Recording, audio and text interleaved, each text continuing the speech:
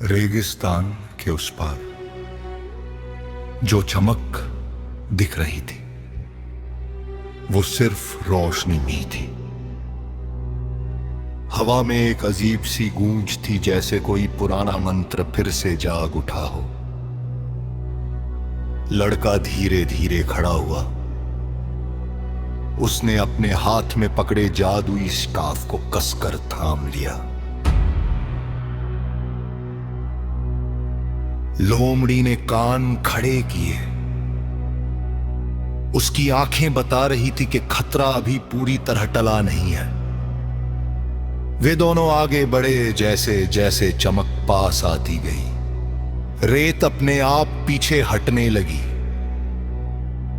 जमीन के नीचे से पत्थर की सीढ़ियां उभर आई, टूटी हुई जर्जर, मानो सदियों से किसी का इंतजार कर रही हो। चारों ओर बिखरी थी एक भूली हुई सभ्यता की निशानियां, टूटी मूर्तियां, दरारों में जमी रेत और दीवारों पर उकेरे अजीब से प्रतीक। लोमड़ी एक मूर्ति के सामने रुकी और सिर झुका दिया, जैसे वह जगह उसे पहचानती हो।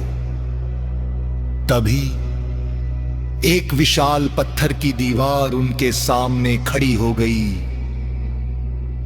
उस पर चमकते अक्षर उभरे, जो सच खोजेगा वो खुद को खो देगा। लड़के का साफ हल्का सा चमक उठा। ये रास्ता चुना नहीं जाता, ये खुद बुलाता है।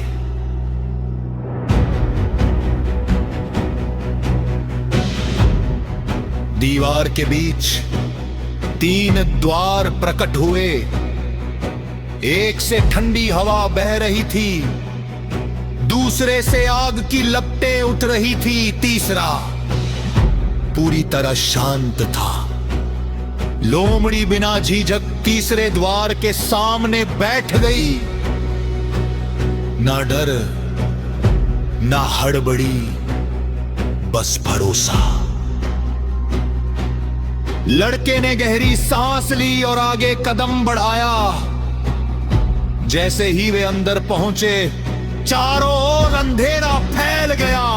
दीवारों पर लड़के की अपनी परछाइयां जिंदा उठी। हर परछाई उसके दर, उसकी असफलताओं और उसकी दबाई हुई यादों से बनी थी। एक गूंजती आवाज आई, अगर खुद से भागा तो यहां से जिंदा नहीं निकलेगा। लड़के ने आंखें बंद की, उसने स्कार्फ जमीन पर टिकाया।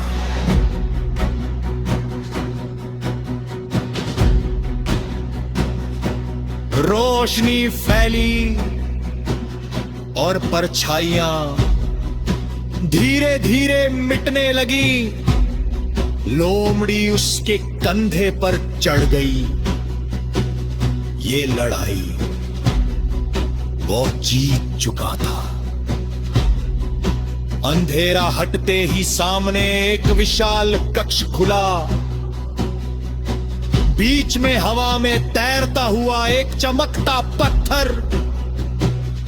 दीवार पर लिखा था, जो संतुलन समझेगा वही रक्षक बनेगा।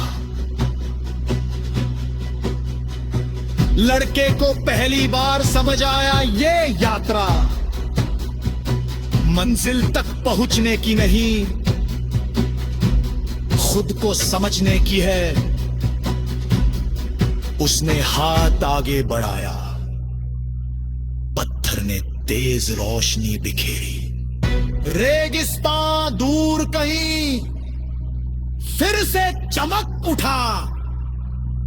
ये अंत नहीं था, ये तो एक नई जिम्मेदारी की शुरुआत थी। और कहीं दूर रेत के पार एक और कहानी